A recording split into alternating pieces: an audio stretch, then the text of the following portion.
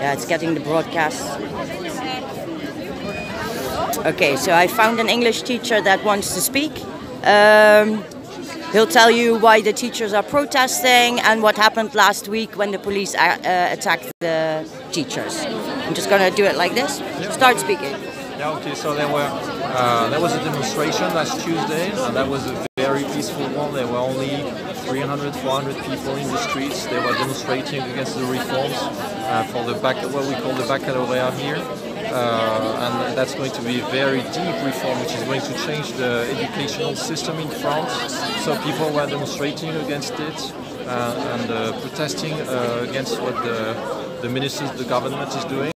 So the demonstration was very peaceful, and at the end everybody was leaving. We are talking about after 2 hours of demonstrating, and so everybody was going home. That's exactly what I did, and many of my friends did the same. And I heard after that two of our colleagues, they were arrested by the police because one of them had a speaker. I don't know what you call that in English. A megaphone. A megaphone. Yeah, one of them had a megaphone. So one of the police agents tried to take the megaphone, and so our colleague refused, of course. So there was probably. As they disagreed, the police used tear gas and they used truncheons, and two of our police were arrested and brought to the police station. So there was a demonstration after that in front of the police station to have our colleagues released, which happened in the end. Okay. So it took a few hours to do that. So that was on Tuesday. Yeah. And on Thursday there was another demonstration as well, a smaller one. There were only about 80 of our colleagues demonstrating in front of the prefecture in Toulouse, and that was a very peaceful one. And they just showed that there were messages, and I don't know what you call that exactly in English. It's the banners. The banners, yeah. There was a big banner just showing that the people, the colleagues, the teachers were protesting, and so the police once again tried to take the banner. Quite violently, so the police refused, and they immediately used tear gas and truncheons on 10 of our colleagues who were arrested.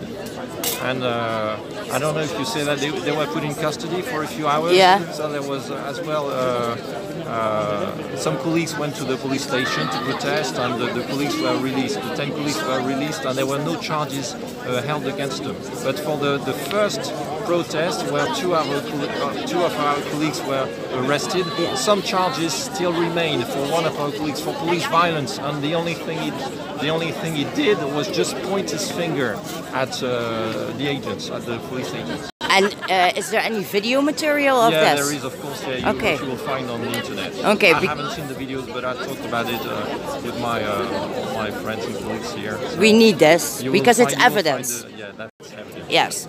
And now here today is a lot of parents and children also. Yeah, that seems to be, yeah. And this is also because of what happened last week. Yeah, probably. So out of solidarity. Yeah, of course. Yeah. Okay.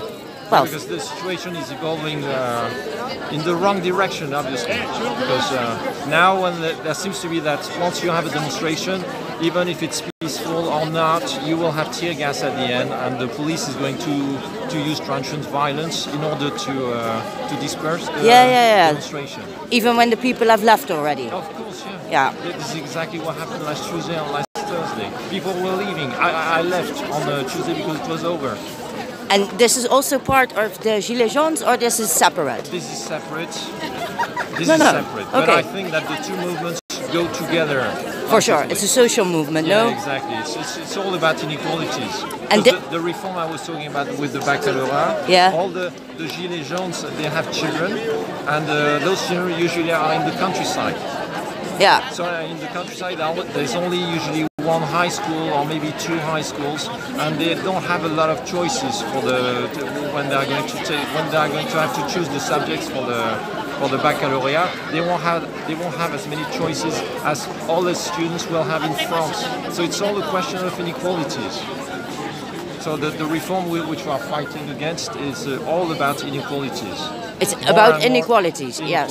More and more inequalities in France in the educational system, unfortunately. And you expect more money to invest in this, or how do I see this? What kind of improvements are you looking for? That's not a question which you can answer in just a few words. Okay. I mean, our educational system has been going down for many years now. So it's not in just doing this that you're going to solve the problem. But obviously the reform which they are trying to implement, that they will implement in September if nobody, if it's not stopped, is going to make things even worse. So that we should have more teaching positions in the system, that's for sure. Maybe we should think about maybe why not to reform globally? Why not? But everyone around the table and discussing about it, which is absolutely the opposite, which is going on in France right now. And what will happen in September if they don't stop this is that there will be less teachers and more students. There will be fewer students completely. There will be 36 students potentially in each class. 36 students in each class. Now it's 35. So it will be possible to have 36 in September. Okay. Thank you very much. It's very much appreciated. Okay. Was I clear? Yes, you were clear. Yeah, my English was not that bad. Your English is really good. Thank you.